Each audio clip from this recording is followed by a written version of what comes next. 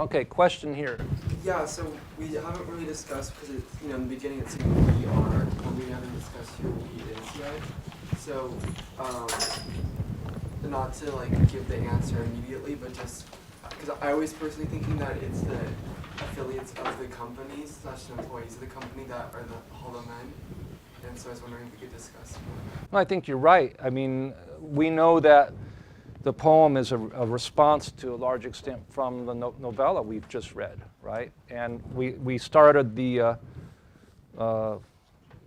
explication of the poem today here by looking at the passage of the brickmaker, whom he describes as being made of paper mache, and you can poke a hole in him. And of course, who is the brickmaker? We know he's wanting to climb up in the company, because Marlowe tells us that. But thinking beyond the novella, and just how's this about the book, who or what is represented by the ivory company, the ivory exporting company? Who are we representing there? Could that also represent a government? Could it represent, the Kennedy and Johnson administrations and McNamara, who came up with the whole plan for Vietnam? Could it represent, Wolfowitz and these guys who came up with the whole plan for invading Iraq? You can take it and overlay it, I think, as a template on these. Think of the people who are conspiring, because to me, the voices, the Hollow Men, the speaker we hear in the Hollow Men, it's almost like a conspiratorial voice we hear. We whisper together.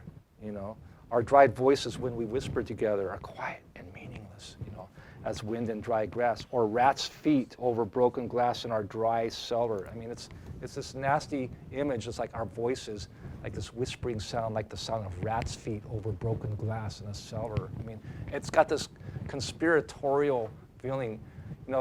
How do the people who plan up these lies, to mystify their motives, how do they speak, And so for Eliot, it's like, and these whispers, like the sound of rats' feet, So maybe that's, what the Hollow Men represent. What do you think? Well, one thing I find that kind of conflicts that is the fact that this person, or this plural consciousness, is like aware of the fact that they are hollow, that they're empty, as opposed to the brickmaker and these other characters in the book or novella, in which that they are just blindly these empty people who are subservient to Kurtz or whatnot, the company. And so this person seems to be aware of their position. Seems to be. I think you could also compare it to Marlowe himself, right? Because by the end of the book, Marlowe has become complicit, hasn't he? Now, he's supposed to turn in that manifest from Kurtz. Kurtz's, was it like 70 pages of like a study of suppression of savage customs? And at the end, there's this scrawl, exterminate them all. Remember that? Exterminate them all. So after a 70-page document on how to deal with these savage people, at the end, bottom line is just exterminate them all. And Marlowe, of course, tears that off and delivers the document. So he sanitizes it. But the true motive for the civilized world for these savage people is probably, let's just, they're too much trouble, just exterminate them. We got to find a way to get rid of them. Let's take, their ivory, let's take their oil, Yeah, in response to that, I don't think that this is necessarily actually talking about a particular group of people at all.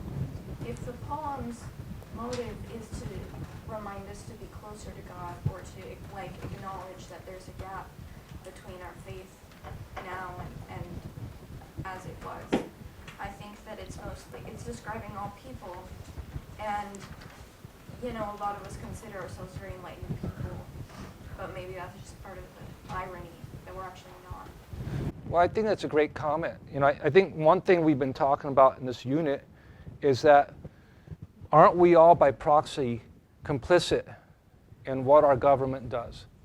Or if we're working for a company that's doing bad things, even if we don't know what the company's doing, don't we by proxy share some culpability in what's been done?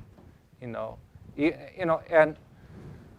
I think what you're saying about the issue of faith and God is I think T.S. Eliot would want us to think about that question. How does a person in the face of Einsteinian physics that now gives us this model of a world where stars aren't going to last forever, how do we then, reconcile that with our pre-Einsteinian physics view of the cosmos and creation? And I think that I don't know if this is right, but my interpretation is this speaker through this poem seems to be grappling with it, doesn't know how to reconcile those two things. But at the same time, there are plenty of astrophysicists around who are church-going Christians and believe in God and, have no problem reconciling it. But this speaker can't, this hollow man can't. I think that the last line, bang is an allusion to the Big Bang, like that. Or nuclear devastation. Yeah, but this was written in 1925, I think that it's an allusion to the Big Bang and saying, the world's not going to end. Sure. With more creation. So, I don't think it's talking about a dying star or anything. I think it's literally just talking about ourselves, obliterating ourselves. I don't think it's Okay, good. So let's go here. Yeah, I kind of wanted to discuss more of the introduction of like the second voice. Yeah. The prickly pear thing. Yeah. And how it kind of repeats that one line from the Lord's Prayer or whatever. Yeah. And there's this section where it's the main voice, not this other voice in italics, where he can't complete like what's been said by this italicized. Yeah, he can't articulate. So what's dealing with doubt? Yeah. There's an irresolute fragmentary quality to it, isn't there? Yeah, for sure. Is the speaker like implying that, or does this poem basically state that everything is hollow, and what I mean by that is like, could you say that like Jesus was a hollow man? I don't know as I'd see that here, but I think for me the hollow men it's a conspiratorial group, however you want to overlay that on a given scenario, whether it's the conspiratorial. Notice how in the Heart of Darkness, when he's still down at the mouth of the river or at the upper station before he goes off up to see Kurtz, and he's sitting on the boat that night before he's got it repaired, and he hears those voices down below, and we just get snippets of what they're talking about. And it sounds very conspiratorial, like they're plotting something. So to me, it's kind of like this conspiracy of plans. Go back to the beginning of the poem, the gunpowder plot to assassinate King James I. It was a conspiracy. How do people conspire to do bad things in whispers, in back rooms? So it seems kind of similar to Camus' whole philosophy, where it's something similar to the plague, where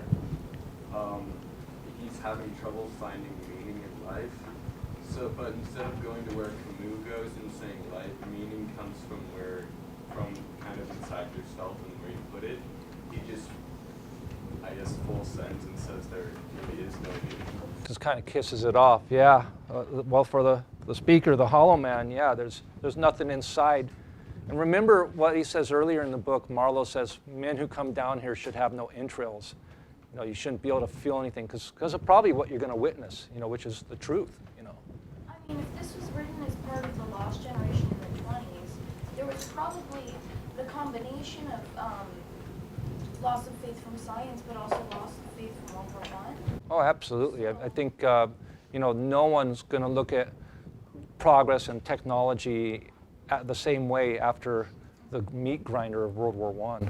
Yeah. So, I mean, I think that this is just a broken faith from both the scientific place, but he's also talking about, this is the dead land, this is the cactus land. I think stone images could actually allude to gravestones. Yeah. And Yeah, why not? I think it just has more to do with war than scientific. Sure could. Well, I think we scratched the surface. I hope did your appreciation of the poem increase at all as you studied it this month? All right, have a good rest of the day. Thanks for your involvement.